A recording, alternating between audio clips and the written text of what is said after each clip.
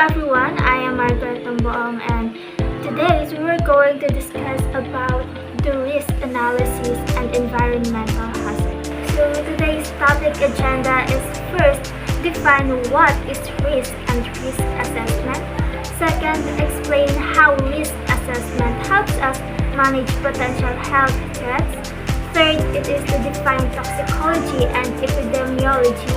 And fourth, to discuss the precautionary principles as it relates to the introduction of new technology and products. So, when we say risk, ito yung mga something na nangyayari sa atin that can cause us harm, right? So, ano nga ba yung risk analysis?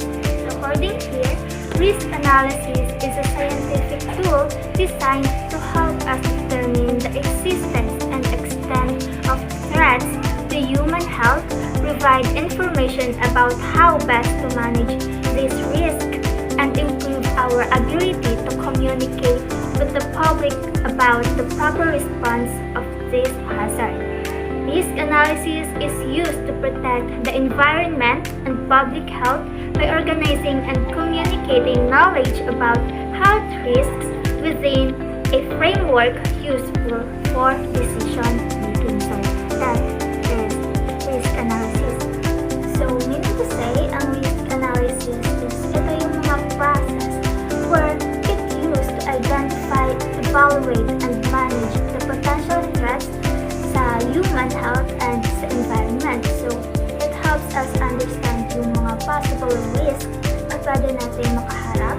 And risk analysis also determine the best ways kung paano mag-prevent and ma-minimize yung mga risk na yun. So that's the risk analysis. So gaano nga ba kahalaga na malaman natin na ang importance ng risk analysis? So according here, the public is increasingly concerned about how their health is impacted by environmental hazards such as chemicals, pollution, and food-borne disease. This increased awareness has repercussions for government, health organizations, and private companies, all of which have a stake in protecting public health. So, dahil nga yung mga tao is they are becoming more aware of how things like pollution, chemicals, and unsafe food is, it can make them sick. So, syempre, they are worried about their health and they want to be protected. So, this means na yung mga government, health organization, and yung mga businesses na nagsasell ng mga foods is they have a responsibility to keep people safe. So, kailangan nila mag-take ng action kung paano ba nila ma-reduce ang ganitong risk and make sure na yung mga tao is makaka-receive sila ng clean air, clean water, and clean food. So, next is risk analysis is a useful framework for managing health risk.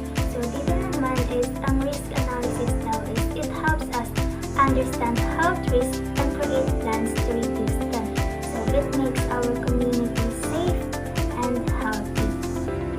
So, next is understanding the nature of risk, how people perceive threats to their health, and how risk information is communicated and understood is imperative to ensuring the proper management of environmental health risk. So, meaning to say, para maprotektahan yung mga tao from environmental health risk is kailangan alam natin at naiintindihan natin kung ano pa yung mga risk na yun.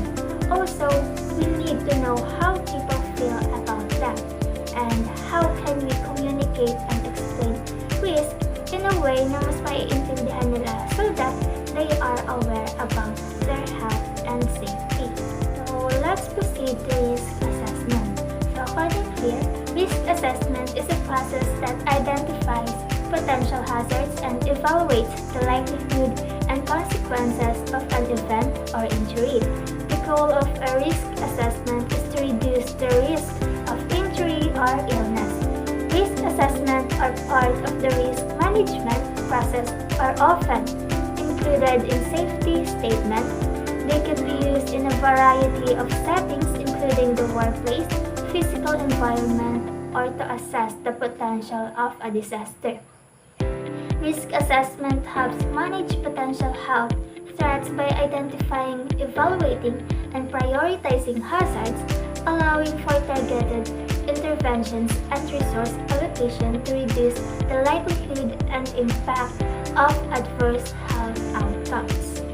So, yung risk assessment naman is it likes a safety plan wherein they look for things that could cause harm and then they figure out kung ano yung mga pwedeng masamang mangyayari and how bad it can cause. And then they make a plan to fix it. So, in that way, it helps keep everyone safe. So, maybe you all wonder kung ano ba ang differences ng dalawa.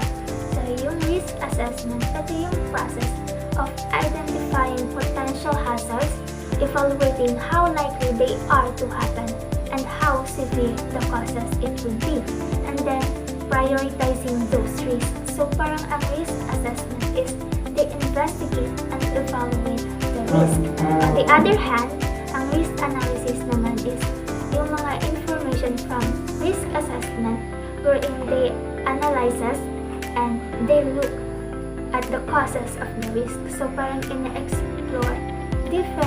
it explores different ways on how to manage them and evaluates the effectiveness of